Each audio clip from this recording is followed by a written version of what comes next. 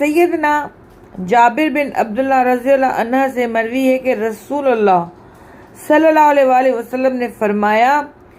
جس شخص کو کوئی چیز دی گئی اگر اس کے پاس بھی استطاعت ہو تو بدلہ دے دے، اور اگر اس کے پاس استطاعت نہ ہو تو وہ اس کی تعریف کرے، کیونکہ جس شخص نے تعریف کی اس نے شکریہ ادا کیا، اور جس شخص نے چھپایا اس نے ناشکری کی، اور جس شخص نے ایسی چیز کا اظہار کیا جو اسے بطور تحفہ نہیں دی گئی تو وہ جھوٹ کا لباس پہننے والے کی طرح ہے۔ فائدہ: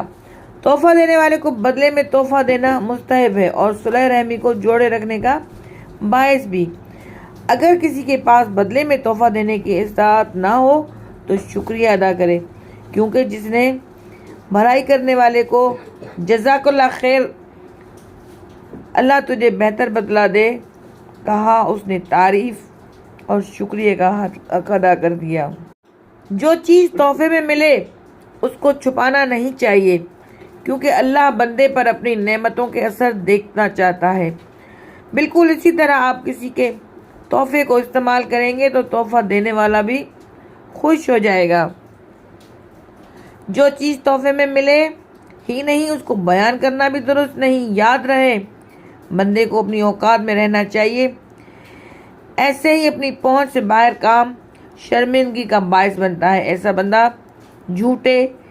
جعلی کپڑے پہننے والے کی طرح ہے جو حقیقت میں ننگا ہوتا ہے۔ ایک عورت رسول اللہ صلی اللہ علیہ وسلم سے پوچھتی ہے کہ میں اپنی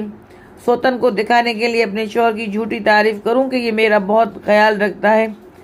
تو رسول اللہ صلی اللہ علیہ وسلم نے ایسے جھوٹے کپڑے پہننے والے کی طرح قرار دیا۔